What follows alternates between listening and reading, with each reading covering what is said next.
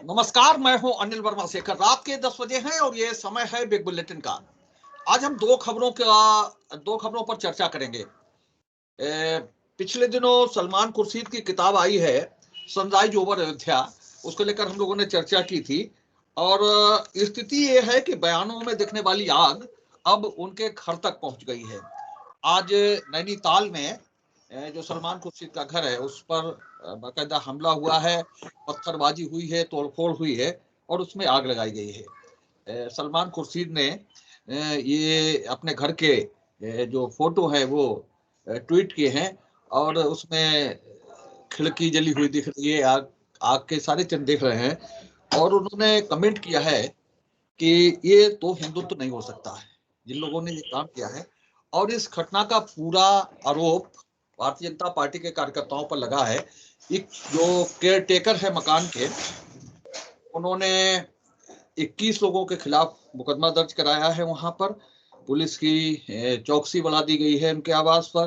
हालांकि सलमान खुर्शीद चूंकि दिल्ली में थे इसलिए परिवार के लोग सारे सुरक्षित हैं। तो ये घटना है कि बयानों में दिखने वाली आग अब उनके घर तक पहुंच गई है। दूसरी खबर ये है कि अखिलेश यादव की विजय रथ यात्रा चल रही है पिछले कई दिन से और कल गाजीपुर पहुंचनी थी। गाजीपुर से आजमगढ़ तक शुरू होनी थी विजय रथ यात्रा और प्रशासन से अनुमति मांगी गई थी उनके पीएस की ओर से, लेकिन प्रशासन ने, गाजीपुर के जिलाधिकारी ने विजय रथ यात्रा को अनुमति नहीं दी है। और उसके पीछे कारण ये बताया गया है कि कल प्रधानमंत्री पूर्वांचल एक्सप्रेस वे का लोकार्पण करने वाले हैं कल के ही दिन। और जो राजनीतिक सूत्र हैं वो ये बताते हैं कि अखिलेश यादव की मंशा ये थी कि प्रधानमंत्री के कार्यक्रम से बड़ा कार्यक्रम करके अपनी ताकत का एहसास कराया जाए।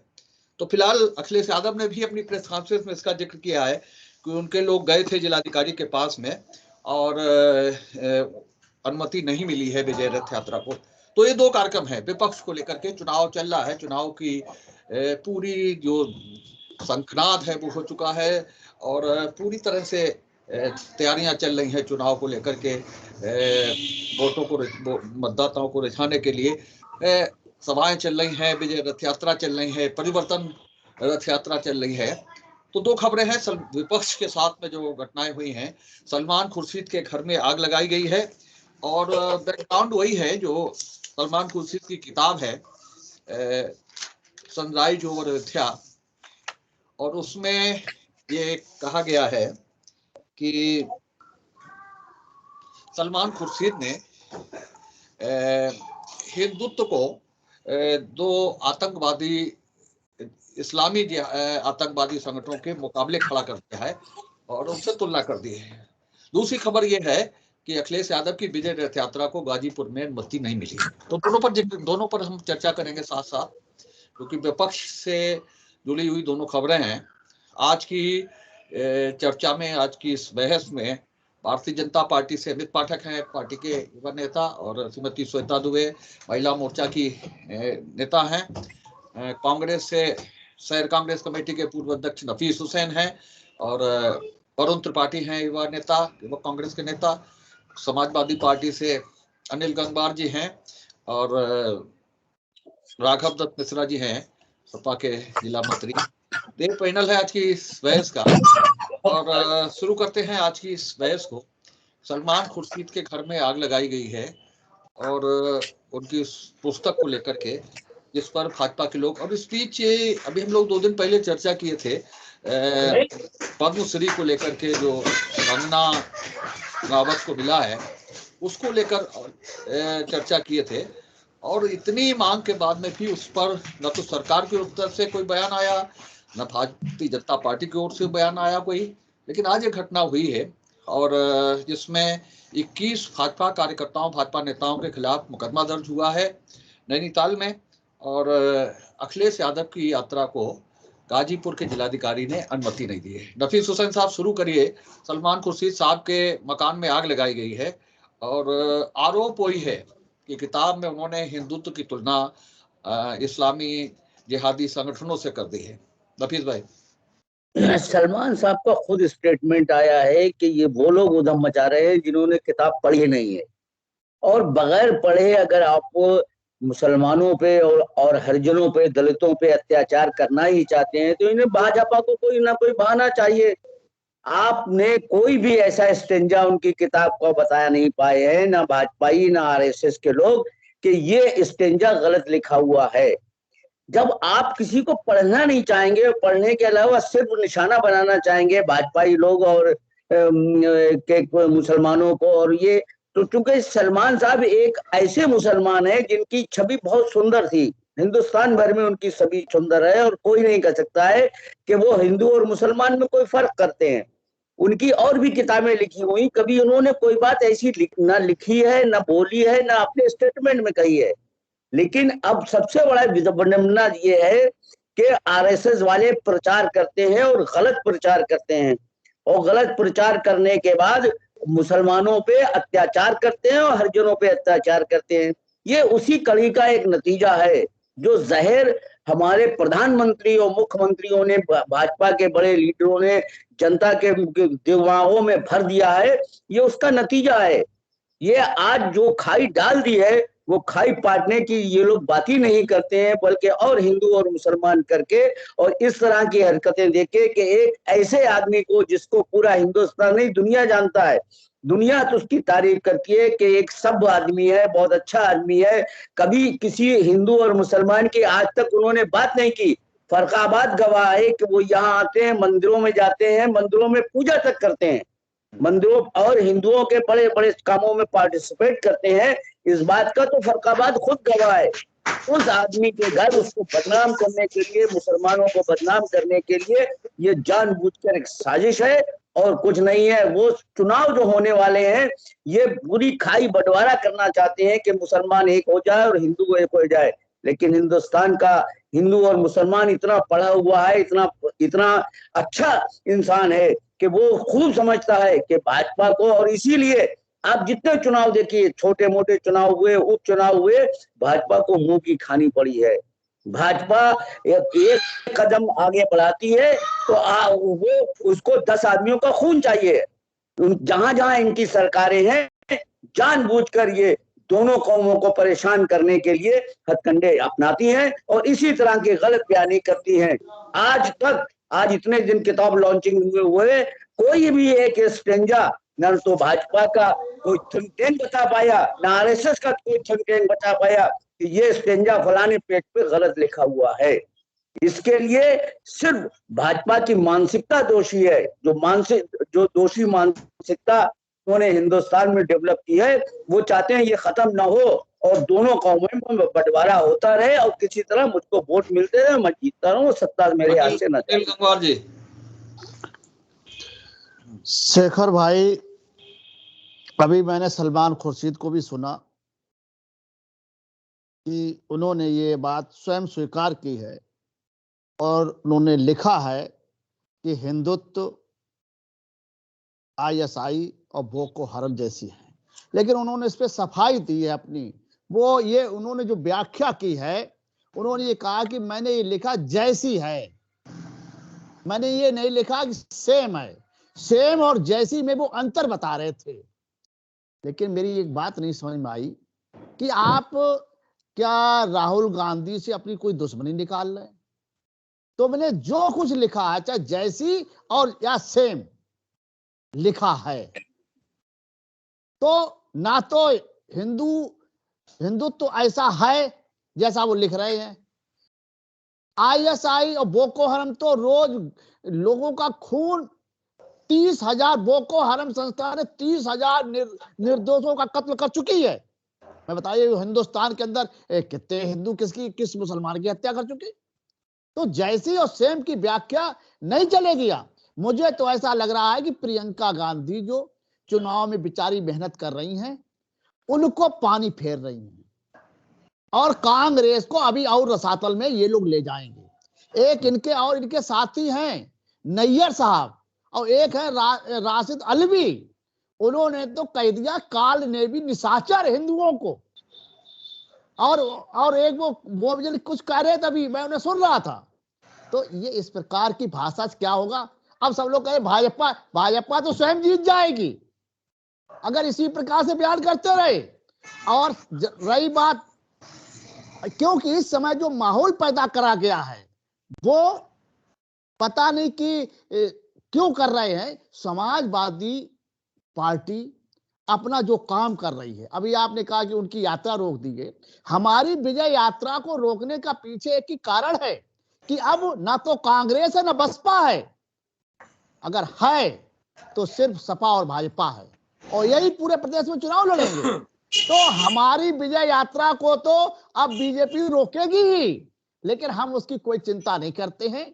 हम तो बड़े आराम से आगे बढ़ रहे हैं और जो कुछ भी होगा उसे। और मैं एक बात बताना चाहता हूं, अगर हिंदू मुसलमान ये लोग करते रहे कांग्रेसी, तो अपना तो रसातल में जाहिर है, ये हमें भी ले डूबेंगे। वो कहावत है कि डूबे डूबे सनम तुमको भी ले डूबेंगे, ये तो हमको भी ले डूबने की फिराक में घूम रहे हैं।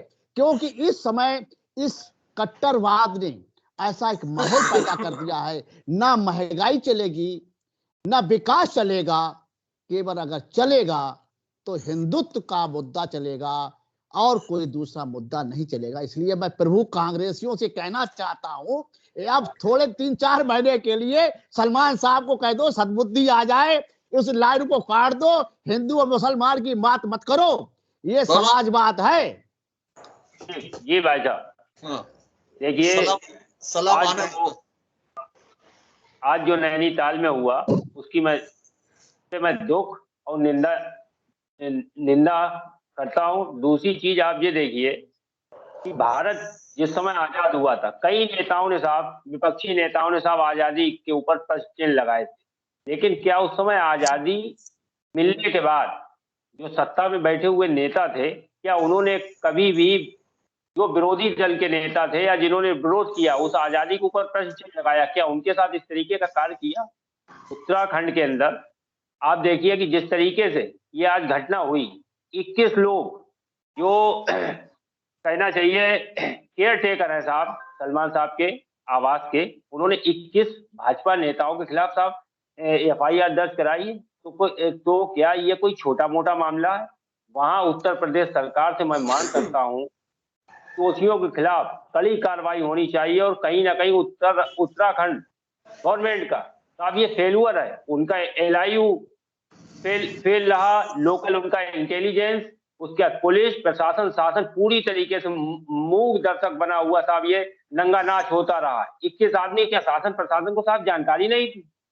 अगर कोई घटना किसी जिले में होती साहब, इतने बड़े पैमाने पे लगभग 2 दर्जन आदमी किसी आवास को साहब जलाते, लूटते, पत्थरबाजी करते, ये छोटा मोटा मामला है साहब? इसमें वहां की प्रदेश सरकार को हस्तक्षेप करना चाहिए, तत्काल दोषियों के खिलाफ कार्रवाई होनी चाहिए और दंडात्मक कार्रवाई होनी चाहिए, और जो भी कानूनी प्रक्रिया है उसे त्वरित कार्रवाई में लाना चाहिए। दूसरी चीज आप देखिए कि कानून नहीं था, आज अगर कंगना रनौत जी ने भी साहब स्टेटमेंट दिया, उन्होंने अपने विचार रखे, मैं कांग्रेसी कार्यकर्ता होने के नाते मैं बिल्कुल ये बर्दाश्त नहीं करूंगा अगर हमारी भी सरकार होती तो हमारे पक्ष के भी अगर कुछ लोग अगर उनके साथ इस तरीके की हरकत देते तो मैं इसका भी विरोध करता। उन्होंने अपने विचार रखे, कानून भी है, लोकतंत्र भी है साहब, मर्यादाओं में रह के और कानूनी प्रक्रिया के चलते उस पर कार्रवाई होनी चाहिए थी। कानून हाथ में लेने को का किसी को राइट नहीं है साहब, इसलिए दोषियों के खिलाफ कठोर कार्रवाई होनी चाहिए।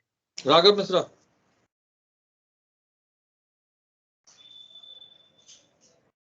राघव मिश्रा जी, ऑडियो खोलो, ऑडियो बंद है। ऑडियो बंद है भैया। सबसे पहले मैं तो मैं ये कहना चाहता हूँ, सलमान खुर्शीद जी जो भारत सरकार में विदेश मंत्री भी रहे, इतने बड़े और इतने मजबूत देश के पद पर रहने वाले व्यक्ति को अपने एक एक शब्द को बहुत ही तोल के और सोच समझ के अपनी पुस्तक में या पत्रिका में रखना चाहिए। जैसा कि पूर्व में भी कहा गया, तो जैसा उन्होंने एक उदाहरण दिया ISIS जैसी, तो जो आतंकवादी संगठन होते हैं इनके लिए ना हिंदू होता है ना मुसलमान होता है। मेरी समझ में वो जितना प्रहार हिंदू पर करते हैं उतना ही प्रहार मुसलमानों पर करते हैं। आप देखिए ISIS की स्थिति पाकिस्तान में क्या है, पाकिस्तान में भी ISIS जैसे संगठनों से लोग भयभीत हैं। आप वो स्थिति आप हिंदुत्व से मिला रहे हो, ये कहीं ना कहीं आप हिंदुत्व के लिए भी गलत कह रहे हो। और जो आप करना चाहते हो राजनीति में, गंदी सोच का नतीजा, हिंदू और मुसलमान को अलग अलग करना चाहते हो, गंगा और जमनी तहजीब को अलग अलग करना चाहते हो, ये उस पर पार्टी की लाइन है। इस चीज की लाइन कहीं ना कहीं ये साबित करती है कि विदेश मंत्री जैसी मजबूत स्थिति में रहने वाले व्यक्ति को अपने शब्दकोश को बहुत सोच समझ के कहना चाहिए, क्योंकि हिंदू और मुसलमान एक इस देश की गंगा और जमनी तहजीब है। आज भारतीय जनता पार्टी जो कर रही है, हिंदुत्व की बात कर रही है, वो हिंदुत्व की बात इसलिए कर रहे हैं क्योंकि उनके पास विकास की बात नहीं है, उनके पास कार्यक्रम की बात नहीं है। उनके कार्यकर्ता जो कर रहे हैं वो किस पोजीशन में कर रहे हैं, वो इसलिए कर रहे हैं क्योंकि उनके पास विकास ही नहीं है। अच्छा, अब मैं आता हूं उस मुद्दे पे, जो मुद्दा जैसे इन लोगों ने किया, उसकी एक रूट था, सही एक तरीका था। अगर आपको कुछ विरोध लगाए, आपको कुछ गलत लगाए, आप तोड़ फोड़ कर रहे हो, आप जला रहे हो, मैं ये नहीं कह रहा हूं कि मेरी भावना आहत नहीं हुई, मैं भी हिंदू हूं, मेरी भावना आहत हुई है, लेकिन उसका सही तरीका ये है कि कानून है, कोर्ट है, हाई कोर्ट है, सुप्रीम कोर्ट है, आप जाइए, वहां उस चीज को पुट अप करिए। सबसे विशेष बात इस पूरे माहौल की ये है कि किसी अनजान लोगों ने ये घटना घटी।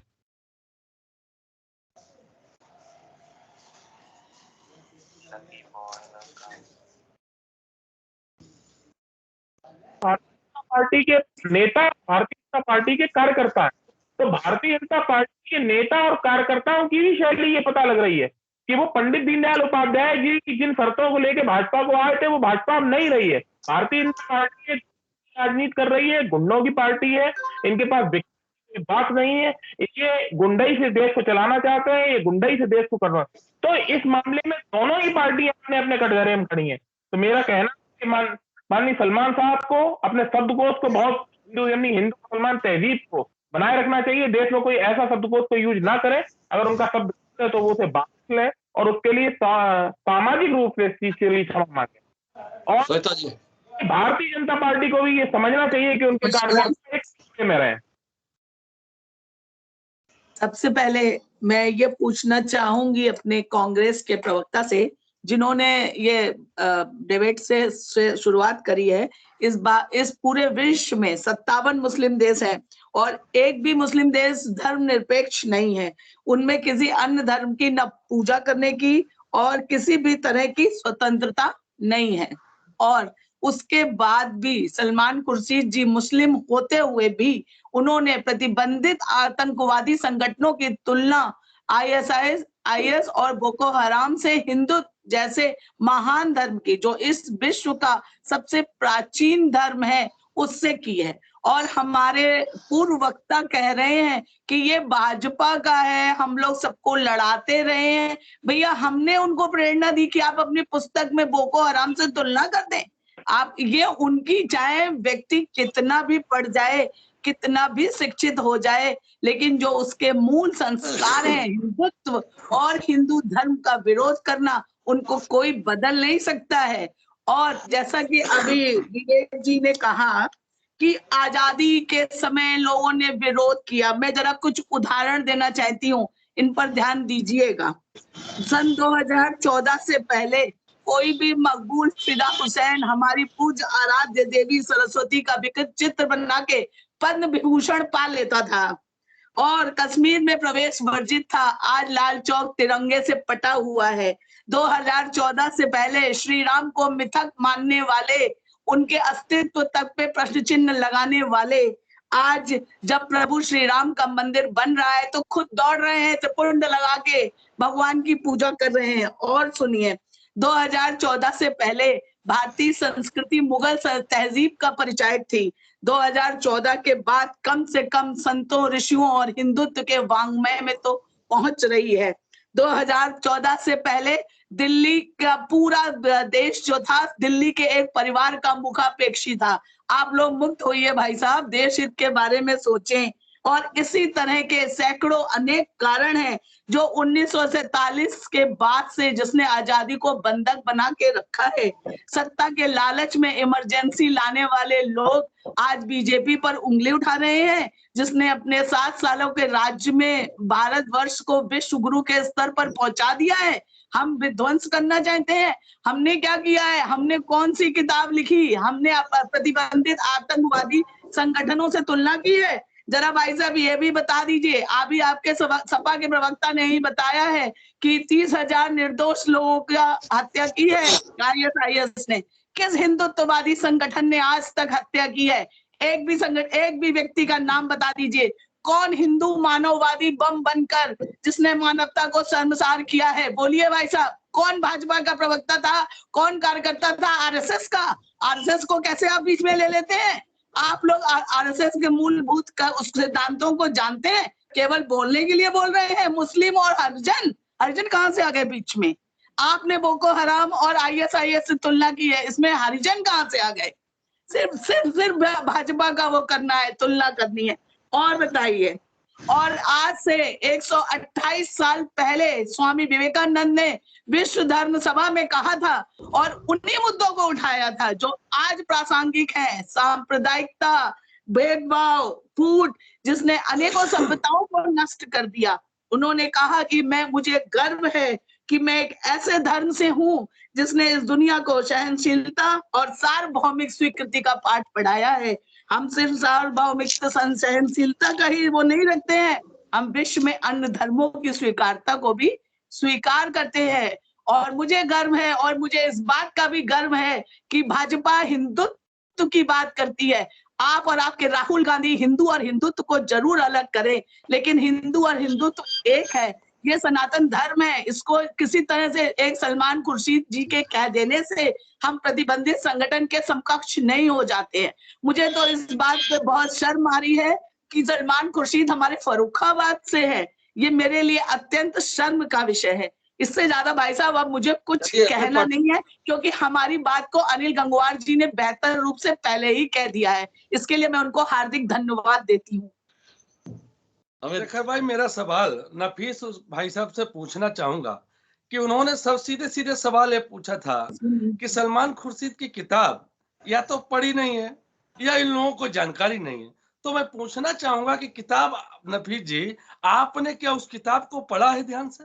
आखिर बोको हराम और ISI संगठन कौन है? कौन है ISI संगठन और बोको हराम जिसे हिंदुत्व की तुलना की गई है? अगर आप हिंदुत्व पर प्रश्न चिन्ह लगाओगे और हिंदुत्व की तुलना ऐसे एक प्रतिबंधित संगठन से करोगे जिसको पूरा विश्व जानता है, और उस संगठन से पीड़ित कोई हिंदुस्तान नहीं है, उस संगठन से पीड़ित अगर कोई है तो ज्यादातर इस्लामिक देश हैं पीड़ित। इसलिए नफीस भाई साहब, हमारी आपको राय है कि उस किताब को पढ़िए और सलमान खुर्शीद जी से कहिए कि किताब मैंने पढ़ी है, फर्रुखाबाद आए, कहीं ना कहीं बहस कर लें। रही बात उनके शीतला स्थल स्थित नैनीताल आवास पर, तो भारतीय जनता पार्टी ऐसी हिंसा न करती है, न किसी हिंसा पर विश्वास करती है। हमारे मंडल अध्यक्ष जो वहां नैनीताल के हैं, उनका नाम है रामधर सिंह, जिन्होंने वहां सिर्फ उस किताब के विरोध में प्रदर्शन किया था और उन्होंने कहा है कि अगर मुझे उस CCTV कैमरे में कोई भारतीय जनता पार्टी का कार्यकर्ता हो तो वो इस्तीफा देंगे और कार्रवाई के लिए स्वतंत्र है। उनका कहना है कि आग लगते समय कोई भारतीय जनता पार्टी का कार्यकर्ता सलमान जी के उस निवास पर उपलब्ध नहीं था, और जब उनको आग लगने की जानकारी हुई तो वो उस आवास पर गए और उनके आपकी पार्टी झूठ पे जिंदा है। आपका तो बड़े से बड़ा नेता झूठ बोलता है। उत्तर प्रदेश में चुनाव है, उत्तराखंड में चुनाव है और आगामी महाराष्ट्र में चुनाव है, और कांग्रेस और समाजवादी पार्टी एक इस तरीके के प्लान बनाए हुए कि इस देश या प्रदेश में ये लोग आग लगाना चाहते हैं, लेकिन मोदी जी को सवाल नहीं करने दे रहे हैं आप लोग, सफल नहीं होने वाले। आप देखिए कि त्रिपुरा में जो घटना नहीं होती है, इनके राजकुमार राहुल गांधी जी एक ट्वीट करते हैं कि त्रिपुरा में वो घटना हुई, और उस त्रिपुरा के ट्वीट की वजह से आज महाराष्ट्र चल रहा है। आप देखिए कि किस तरीके की सोचे समझे साजिश है। आखिर इस चुनाव के समय में सलमान खुर्शीद जैसे एक विद्वजन अधिवक्ता इस तरीके के बात अपने किताब पर लिखते हैं, आखिर किसकी सह पर? मैं नफीस जी से और वरुण जी से पूछना चाहता हूं, या तो उन्होंने राजमाता से सह ली होगी, या प्रियंका जी से सह ली होगी, या राहुल जी से सह ली होगी। इस बात का मुझे जानकारी दें, क्योंकि प्रियंका जी को अगर उत्तर प्रदेश में चुनाव है तो उन्हें हिंदुत्व दिखता है, राहुल गांधी त्रिपुरा जाते हैं तो उन्हें हिंदुत्व आतंकवादी मालूम पड़ता है। ये दोहरी राजनीति कब तक चलोगे? इस देश में अब आग लगाने की जो तुम्हारी एक मंसूबे रहे सफल नहीं होने वाले। और समाजवादी मित्रों स्पीकर भाई साहब ने कहा था कि विजय रथ यात्रा समाजवादी पार्टी, अरे भाई पूरा उत्तर प्रदेश पड़ा हुआ है। खत्म करिए भाई। अरे एक क्वेश्चन का लेनी चाहिए। विजय शंकर यात्रा जो समाजवादी पार्टी की गाजीपुर है, पूरा उत्तर प्रदेश पड़ा हुआ है, गाजीपुर बचा है। अभी तक कहां? हमें आपके उस प्रधान सेवक का लेवल बताना है जो अपने आप को शंकर जी के बराबर हर हर मोदी और घर घर मोदी का नारा लगवाता है। ना बोलिए, क्या करके बोलिए। हाँ भाई साहब देखिए, माननीय प्रधानमंत्री जी ने साहब हिंदुत्व के मुद्दे पे तो साहब ट्वीट करते हैं, लेकिन कंगना रनौत ने जो अभी जो हाल फिलहाल में जो साहब बयान दिया, उससे साहब किसी भी भाजपाई एक भी सीनियर लीडर, सेंट्रल मिनिस्टर से लेकर इनके गृह राज्य मंत्री या प्रदेश सरकार के किसी मंत्री का साहब स्टेटमेंट आया? हिंदुत्व की आप बात करते हो, देश के ऊपर प्रश्न चिन्ह लगाया, आजादी के ऊपर साहब प्रश्न चिन्ह लगाया, शहीदों के ऊपर, और देश में देश के लिए साहब जो कुर्बानियां दी, शहीद हुए साहब, फौज के लोग मारे गए साहब, उसमें उसके ऊपर साहब प्रश्न चिन्ह लगाया। उसमें किसी भाजपा के एक भी किसी नेता का ट्वीट आया साहब? कंगना रनौत के ऊपर पूरी भाजपा सरकार साहब कौन है? तमाशा देख रही है साहब। हिंदुत्व की आप लोग बात करते हैं। दूसरी चीज आप देखिए कि सहनशीलता की बात की, बिल्कुल सही कहा, सहनशील। वहां तो आके साहब भूत और अदृश्य शक्तियां साहब 21 जो साहब उनके बंगले में आग लगा गई। तो आपके सरकार की नाकामी नहीं है साहब, इंटेलिजेंस आपका फेल्यूर नहीं है। वहां के डीएम को तत्काल सस्पेंड किया जाना चाहिए, वहां के एसपी को तुरंत सस्पेंड किया जाना चाहिए। आपकी सरकार 21 लोगों ने साहब आग का हवाले किया, लूट की है साहब, उनके ऊपर तो लूट का साहब मुकदमा दर्ज होना चाहिए। पत्थरबाजी और जिस तरीके से आग लगाने का कार्य किया। आप उस नेता की बात करते हैं। हमारी पार्टी ना कभी द्वेष की भावना रखती, ना रखा उसने। तमाम ऐसी परिस्थितियां आई जो ठीक है, वो चाहते सत्ता में। और किसे बोलना? हाँ बोलिए नफीस भाई जवाब दीजिए। हाँ। मैं भाईजान का जवाब दे दूं। हाँ। उन्होंने जो कहा कि नफीस भाई ने ये स्टेटमेंट किया, कांग्रेस के प्रवक्ता ने दिया, मैंने अपने भाषण में ये कहा कि सलमान खुर्शीद ने कल टीवी पे कहा कि ये वो लोग हरकतें कर रहे हैं जिन्होंने मेरी किताब पढ़ी नहीं है, समझी नहीं है, और वो अंग्रेजी या तो कम जानते हैं या समझ नहीं पाए हैं। ये सलमान साहब का स्टेटमेंट था। आप कम से कम कोई किसी की बात सुना करिए तो उस बात को सोचा समझा करिए, उसके बाद पूछा करिए। दूसरी बात आपको ये बता दूं कि हमारे हिंदुस्तान में कॉन्स्टिट्यूशन का राज है। आपकी सरकार अगर आ गई है 5-10 साल के लिए तो आप अपना सारे कानून को अपने हाथ में नहीं ले सकते हैं। आप किसी को सजा देने के हकदार नहीं है। हाई कोर्ट, सुप्रीम कोर्ट और लोअर कोर्ट खोले हुए हैं। अगर सलमान खुर्शीद ने कोई गलत बात लिखी थी तो आप न्याय का दरवाजा खटखटा सकते थे, आप कानून का हाथ पकड़ सकते थे और जाते उस किताब पे बैन की बात कर सकते थे। आपने ऐसा कुछ नहीं किया। आपने अपने हाथ में कानून नहीं लिया। और 21 आदमी, जहां सलमान खुर्शीद के लिए आप ये बात कह सकते हैं, वहां का रहने वाले ने दरखास्त दे के FIR दर्ज कराई है कि आपने उनके घुस गए और आपने गुम्मे देह चलाए और उसके बाद उनके घर में आग लगा दी।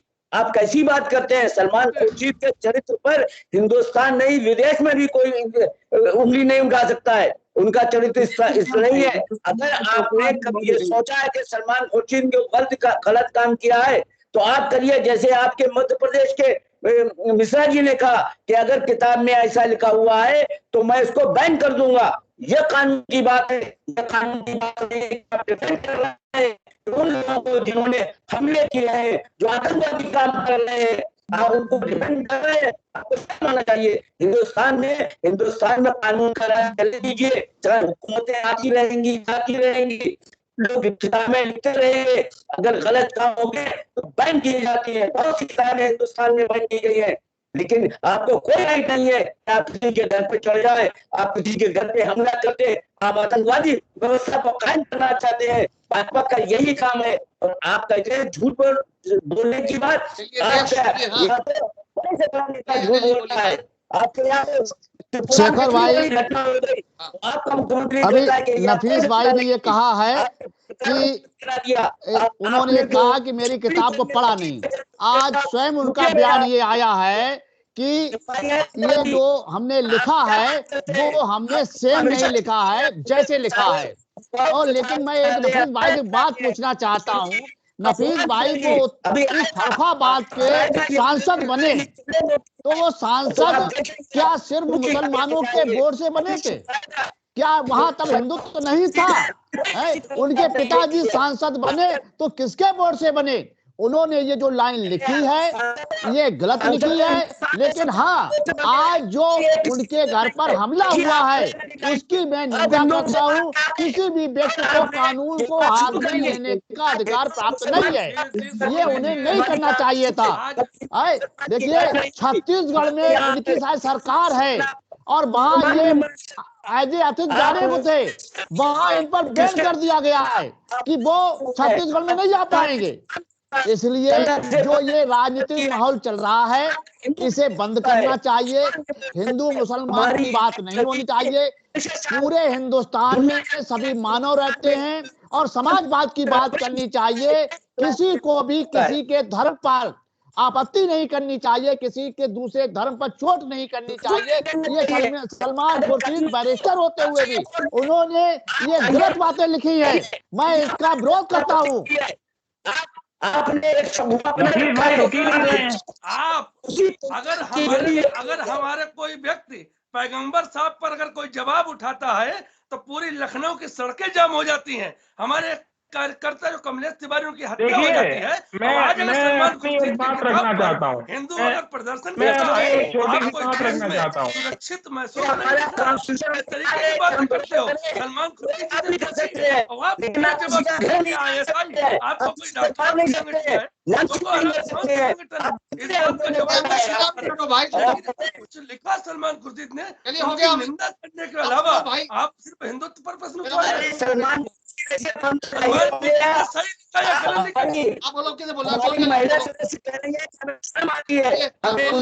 आती है जिस तरीके से हमारे भाजपा के साथी ने इस बात कही, कमलेश तिवारी जी का नाम लिया, आज वो हमारे बीच नहीं है। तो मैं बताना चाहूंगा अपने भाजपा के साथी को कि साहब कमलेश तिवारी जी ने सेंट्रल गवर्नमेंट को साहब और गृह मंत्रालय को साहब 4 बार पत्र लिख के जब उनकी हत्या हुई उससे ठीक देखिए बीच में मत बोलिए, सुन लीजिए। जब उनकी हत्या हुई उसके 15 दिन पहले गृह मंत्रालय को साहब 5 चिट्ठियां लिखी। योगी सरकार वो मिसगाइड थी साहब, सेंट्रल गवर्नमेंट पूरी मिसगाइड थी और सुरक्षा उनकी हटाई गई। आप ही की सरकार में उनकी सुरक्षा साहब वापस ली गई। और जिस तरीके से उनकी हत्या हुई इसमें कहीं ना कहीं उत्तर प्रदेश सरकार और सेंट्रल गवर्नमेंट पूरी होती थी। उनकी माँ का वीडियो सब वायरल हुआ था। हाँ राघव बोलो। हाँ देखिए, मेरा कहना है सलमान साहब ने जो शब्द लिखा है उसका मैं घोर विरोध करता हूं और वो हिंदुत्व के खिलाफ है। लेकिन मेरा दूसरा कहना भारतीय जनता पार्टी के लोगों से है कि अपना भारत एक बहुत सुंदर बगीचा है जिसमें हर जात के फूल खिलते हैं। कृपया हिंदू मुस्लिम की राजनीति करके इसे खराब ना करें। आप बताइए, समाजवादी पार्टी में कमलेश तिवारी जैसे लोग जीवित रहते हैं जिसे आप ये बताते हैं कि वो अलग राजनीति करते हैं, जबकि हम लोग समाजवाद की राजनीति करते हैं। और सरकार आपकी 2017 में आती है तो जिनके साथ 12 और 18 गनर थे उनके साथ मात्र 2 गनर छोड़े जाते हैं। क्या ये हत्या करने की साजिश नहीं थी? क्या कमलेश तिवारी हिंदू नहीं थे? तब कहां चली गई थी भारतीय जनता पार्टी? तब कहां चले गए थे भारतीय जनता पार्टी के प्रवक्ता? इस बात का जवाब है। और आप बात करते हैं विवेकानंद जी के उद्बोधन का। विवेकानंद जी के उद्बोधन आपके मुखारबिंद से अच्छे नहीं लगते। आप लोग विवेकानंद जी के उद्बोधनों को अगर कहते हैं, आप लोग विवेकानंद जी के मुखारबिंद से निकले हुए उद्बोधनों को अगर कहना चाहते हैं तो उन्हें अपने आप में संयोजन करना भी सीखिए। आप विवेकानंद जी के उद्बोधन विवेकानंद जी के उद्बोधन ब्लॉक फरूकी के चुनाव में दिख रहे थे, जब आप महिलाओं की साड़ियां खींच रहे थे। विवेकानंद जी के उद्बोधन तब दिख रहे थे जब आप देश में हिंदू मुसलमान कर रहे हैं। विवेकानंद जी के उद्बोधन आप सुनिए, पहले आप सुनिए, सुनना सीखिए। विवेकानंद जी के उद्बोधन तब कहा ना जब आप हिंदू मुसलमान कर रहे हैं। शर्म करिए राघव जी, आप लोग अपनी स्थिति नहीं देख रहे हैं। आप लोग भारतीय जनता पार्टी की गुंडई की राजनीति, भारतीय जनता पार्टी गुंडों की पार्टी है, गुंडई की राजनीति कर रही है। और ये बात भारतीय जनता पार्टी को याद रखनी चाहिए कि भारत का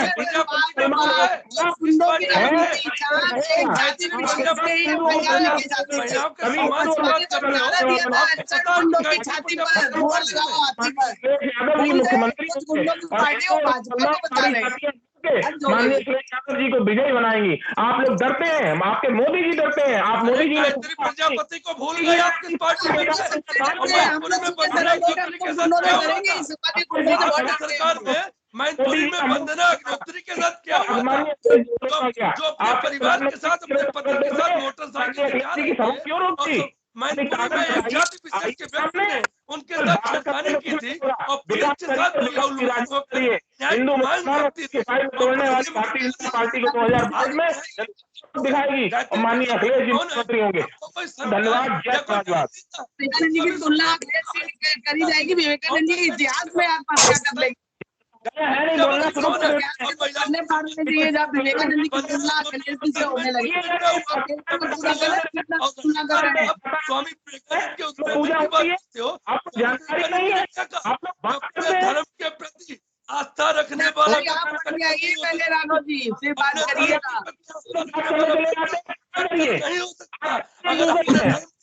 अगर आपको राघव जी मुझे केवल एक प्रश्न पूछना है, केवल एक प्रश्न पूछना है राघव जी से। उठाइए, चर्चा करते थे मैनपुरी में हिंदू और मुसलमान इस समय महिलाएं वही शिवपाल सिंह थे जो निठारी कांड पर बोलते हैं बहुत गलत है। आप और कहिए कि सलमान खुर्शीद कांग्रेस के मित्र ये कहते कि सलमान खुर्शीद ने जो कहा या गलत कहा। राघव जी जिस पुस्तक पे हम लोग चर्चा कर रहे हैं उस पुस्तक का पूरा नाम आप बता दीजिए तो आपकी पढ़ाई और मैं उसकी तैयारी में समझ जाऊं। पुस्तक का नाम बता दीजिए। सनराइज अयोध्या।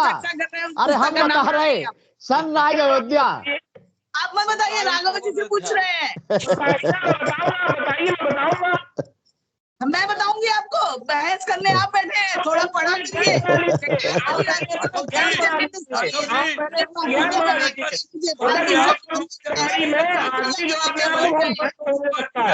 जो नाम पर आस्था रखने वाले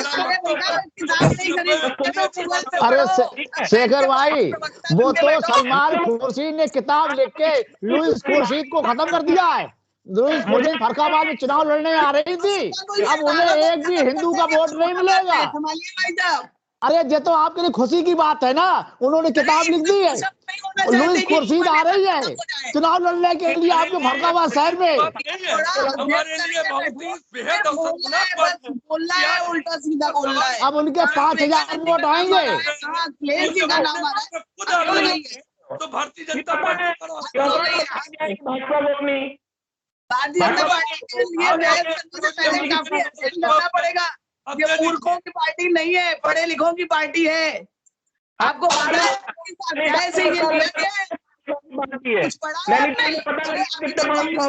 कोई नहीं पता होगा कि ये कौन सी पुस्तक है, कौन से लिखा गया है।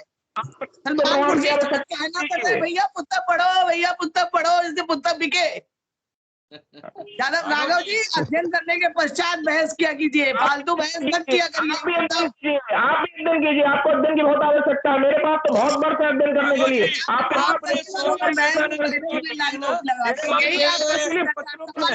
यही है आचार, बहुत कम वर्ष है आप। चलिए बुलेटिन की आज की इस बहस को यहीं समाप्त कर रहे हैं। आज की इस बहस में भाग लेने के लिए नफीस हुसैन का, अनिल गंगवार जी का, राघव का, वरुण का, श्वेता जी का और अमित पाठक का बहुत बहुत धन्यवाद। हम कल फिर मिलते हैं एक नई बहस को लेकर, एक नए विषय को लेकर। तब तक के लिए इजाजत दीजिए। शुभ रात्रि।